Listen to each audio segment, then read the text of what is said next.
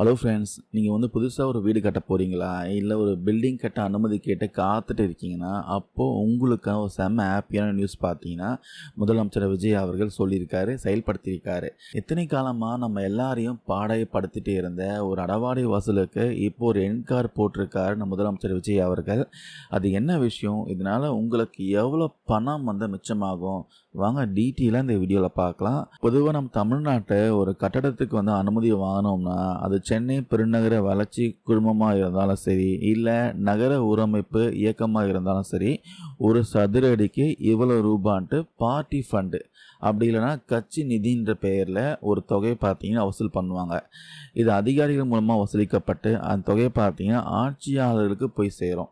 இது இன்னைக்கு நேற்று இல்லைங்க, கடந்த 30 வருஷமாக நடந்துட்டு வர ஒரு எழுதப்படாத ஒரு விதிமுறையாக இருந்துச்சு. இந்த கொடுமைக்கு பார்த்தீங்கன்னா ஒரு விலை உண்டு. இதுக்கு முன்னாடி அதிமுக ஆட்சியில் ஒரு சதுர அடிக்கு 25 ரூபாயாக இருந்த இந்த வசூல் திமுக ஆட்சியில் 27 ரூபாயாக அதிகப்படுத்தினாங்க. விலைவாசி உயர்வுக்கு ஏற்ற மாதிரி இந்த லஞ்ச தொகையும் அவங்க பாட்டுக்கு ஏற்றிட்டே போனாங்க. இந்த தொகையை கொடுத்தா மட்டும்தான் உங்கள் ஃபைல் பார்த்தீங்கன்னா மூவ் ஆகும். பில்டிங் கட்ட அனுமதியே கிடைக்கும்ன்ற நிலைமை தான் பார்த்தீங்கன்னா இத்தனை காலமாக இருந்துகிட்டு இருந்துச்சு. ஆனால் இப்போ நிலைமை பார்த்தீங்கன்னா டோட்டலாக மாறப்போகுது. முதலமைச்சர் விஜய் தலைமையிலான தாவேக அரசு பொறுப்பேற்றதுக்கு அப்புறமா நகர ஊரமைப்பு இயக்கம் ஒரு அதிரடி முடிவு எடுத்திருக்காங்க. இனிமேல் எந்த விண்ணப்பதாரர்கிட்ட இருந்தும் பார்ட்டி ஃபண்ட் வசூலிக்கப்பட மாட்டாதுன்ட்டு அதிகாரிகள் தெளிவாக சொல்லிட்டாங்க.